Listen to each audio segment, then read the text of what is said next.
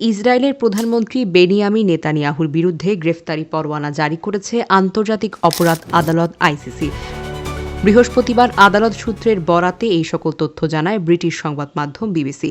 প্রতিবেদনে বলা হয়, ইসরায়েলের প্রধানমন্ত্রী বেনিয়ামিন নেতানিয়াহু সহ সাবেক প্রতিরক্ষামন্ত্রী ইয়োভ গ্যালেন্ট এবং হামাস নেতা মোহাম্মদ দেইফের বিরুদ্ধে গ্রেফতারি পরোয়ানা জারি করেছেন আদালতের বিচারকরা।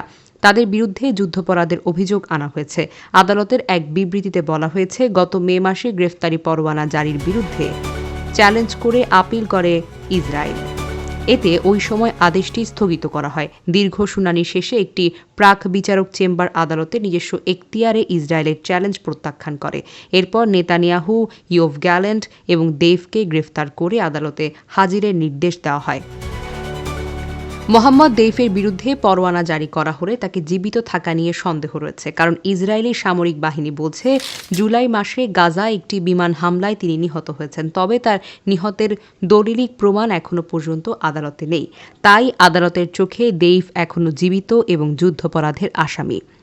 পরোয়ানা জারির আদেশে বিচারকরা বলেছেন, ইসরায়েল এবং হামাসের মধ্যে যুদ্ধের সময় যুদ্ধাপরাধ এবং মানবতাবিরোধী অপরাধ সংঘটিত হয়েছে।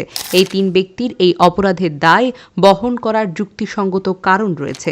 যদিও ইসরায়েল এবং হামাস উভয়ই অভিযোগ প্রত্যাখ্যান করেছে, কিন্তু প্রকাশ্য প্রমাণ থাকায় আদালত তাতে সন্তুষ্ট হননি। এই আদেশ কার্যকর এখন আইসিসির 124 সদস্য রাষ্ট্রের উপর নির্ভর করবে। এই পরোয়ানা কার্যকর করবে কিনা তাদের দ্রুত সিদ্ধান্ত নিতে হবে। এর আগেই গেল মে মাসে নেতানিয়াহু এবং ইসরায়েলের প্রতিরক্ষামন্ত্রী ইয়োভ গ্যালেন্ট সহ ফিলিস্তিনিদের স্বাধীনতাকামী সংগঠনের 3 নেতার বিরুদ্ধে গ্রেফতারি পরোয়ানা জারি করেছিল আইসিসি। এই ব্যক্তিরা যুদ্ধাপরাধ এবং মানবতা বিরোধী অপরাধ করেছে এমন অভিযোগও ওই পরোয়ানা জারি করা হয়। তখন ইসরায়েলের আপিলে সেটি স্থগিত হয়ে যায়।